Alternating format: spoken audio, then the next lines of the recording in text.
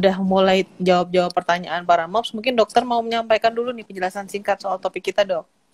Oke, jadi kita malam ini mau bahas tentang kenali tanda dan resiko keguguran. Sebelumnya kita harus tahu dulu nih definisinya apa sih keguguran. Keguguran itu adalah suatu keluarnya dari produk kehamilan atau konsepsi, kita ngomongnya bisa berupa kandung kehamilan, bisa berupa masih embrio, atau berupa janin. Nah, itu ada usianya nih. Iya. Usia berapa? Usianya adalah, kalau misalkan dari American College, itu adalah di bawah 20 minggu. Oke. Atau sampai 500 gram. Tetapi ada yang dari Inggris namanya Royal College of Obstetrics and Gynecology, itu bilang 24 minggu. Tapi tetap aja beratnya di bawah 500 gram. Yaitu semua produk kehamilan tadi, mau 20 minggu atau 24 minggu, kita ngambil terminologi yang mana? Yang jelas sampai batas tersebut, kalau misalkan keluar, atau misalkan sampai semuanya lepas dari suatu rahim seorang moms yang lagi hamil, itu dinamakan ada keguguran gitu ya. Oh, oke. Jadi sebelum 20 minggu dinamakan keguguran. Kalau sudah lebih dari 20 minggu namanya udah ini ya, beda lagi ya, Dok ya? Beda lagi. Iya, oke. Sebenarnya faktor apa sih, Dok, yang bisa meningkatkan risiko keguguran itu terjadi? Oke, jadi banyak ya. Jadi kita kalau misalkan bicara tentang faktor risiko, kita harus tahu dulu nih penyebabnya apa.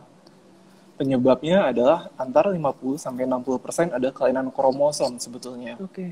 Atau kita ngomongin aneuploidy. Nah, aneuploidy itu juga banyak macamnya. Ada trisomi, ada monosomi. Nah, itu kalau misalkan kita ingat waktu pelajaran SMA ada kromosom tuh. Nah, kromosom tersebut ada yang kelainan, ada yang kelebihan, ada yang kurang justru jumlah kromosomnya. Nah, hal-hal tersebut tuh 50-60% itu penyebabnya. Jadi bukan karena misalkan moms pernah dengar ada kelelahan, kecapean segala macam. Sebetulnya nggak langsung ke sana, tetapi kita lihat nih angka statistiknya itu 50-60% bahkan kelainan dari si kromosom tersebut. Sisanya bisa dari mana? Sisanya macam-macam. Bisa kayak misalkan faktor metabolik, kayak misalkan diabetes mellitus itu bisa. Nah, terus juga penyakit autoimun seperti anti-phospholipid syndrome itu bisa bahkan menyebabkan kegugurannya berulang bahkan lebih dari 2 kali. Nah, faktor infeksi juga disinyalir juga ada berperan nih untuk menyebabkan keguguran. Nah, selain itu ada juga kayak misalkan penelitian konsumsi kafein yang tinggi, yaitu 500 mg atau dalam sehari 5 cangkir kopi itu bisa menyebabkan keguguran juga. Nah, selain itu konsumsi alkohol yang berlebihan atau yang banyak itu juga bisa meningkatkan resiko keguguran. Selain itu ada juga penelitian menyebutkan kalau misalkan merokok, terutama kalau misalkan pada saat hamil nih ya, konsumsi batang rokoknya itu banyak, nah itu akan meningkatkan resiko keguguran juga, Mbak Ira. Oke, nah jadi tadi kan sedikit tergerak nih dokter bilang kalau misalnya konsumsi kafein yang tinggi juga bisa jadi salah satu faktornya. Nah, jadi benar ada ya dok kalau makanan yang bisa meningkatkan risiko keguguran? Kalau makanan spesifik sih enggak ya. Faktor nutrisi lebih ke faktor nutrisi. Misalkan ada defisiensi atau kurangnya suatu makronutrien nih. Nah, itu baru bisa menyebabkan dari keguguran. Tetapi kalau misalkan makanan spesifik kurang apa, itu enggak. Tetapi ada penelitian bilang dengan meningkatkan konsumsi buah dan sayur, artinya antioksidannya lebih tinggi, itu akan mencegah dari keguguran tersebut, Mbak Ira.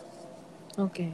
Nah, ini setelah kan kita sesuai judulnya nih dok, mengenali tanda keguguran. Sebenarnya tanda-tanda keguguran yang harus diwaspadai ibu hamil itu apa aja sih dokter?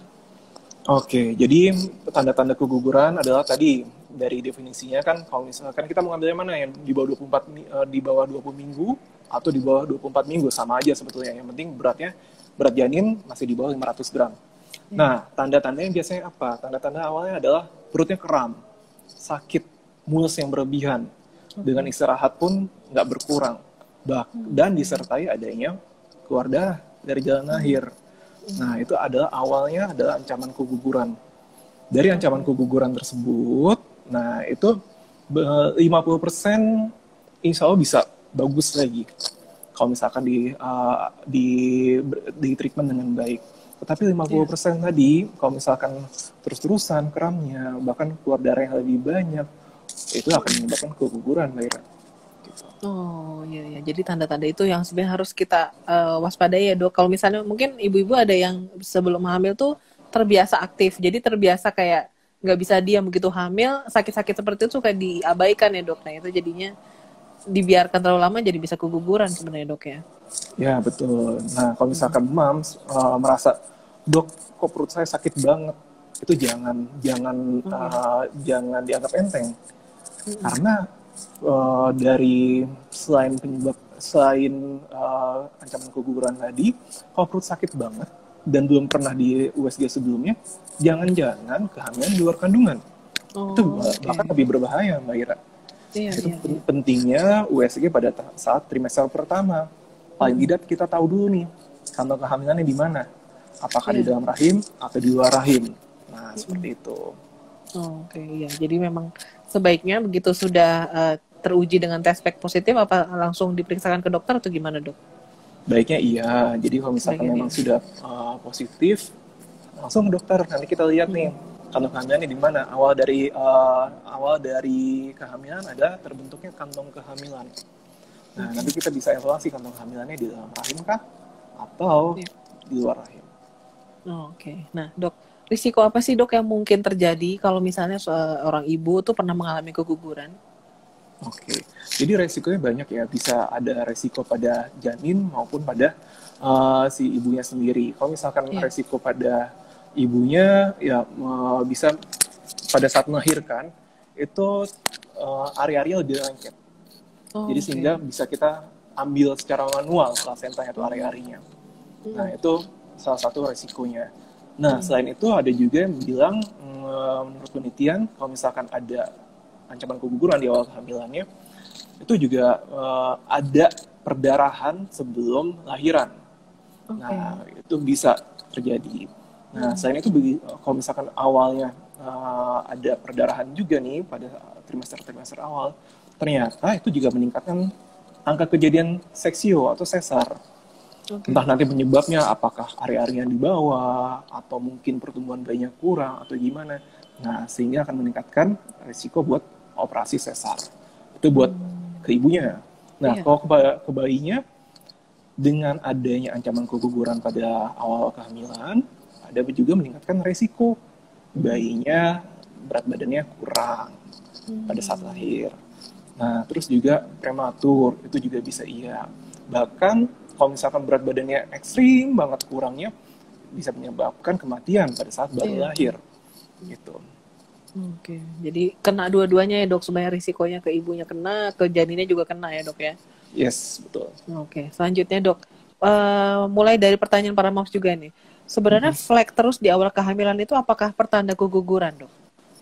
Oke, jadi kalau misalkan flek atau keluar darah dari vagina, itu bisa banyak kita mikirnya apakah ancaman keguguran, atau kehamilan di luar kandungan juga bisa, atau kehamilan anggur, atau kita nyebutnya mola.